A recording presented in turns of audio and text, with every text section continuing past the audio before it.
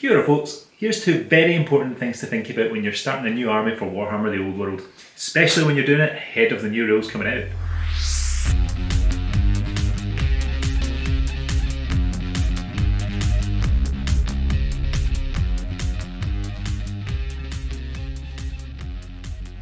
The first thing is basing. Now we all know that 20mm bases are being replaced by 25mm bases, but that's going to mean a few things to us.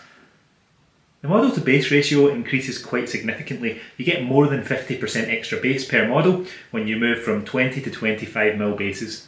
This means how you base the models is going to be much more important if you want your army to look good.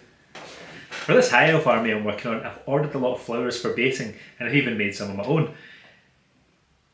Second thing I really want to talk about is motivation. Now I've just stuck new 25mm bases on these high elves. And you know what? I think I know why I had a giant pile of high elves sitting around since just after Christmas 1992. Man, that's 30 years. I've had piles of high elves lying around for 30 years. I think the reason these high elves don't appeal to me is exactly the reason why I don't play Age of Sigmar. It just never really clicked with me.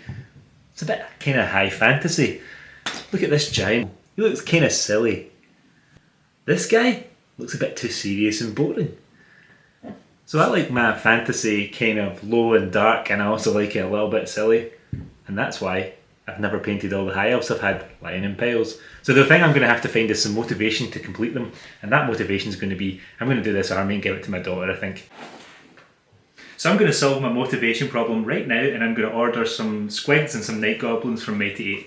I've always wanted to build a night goblin army, and I've been collecting various parts for quite some time. And I'm going to go to my local games store and buy some more. Thanks for watching folks, like and subscribe and ring the bell 13 times to summon the Horned Rat.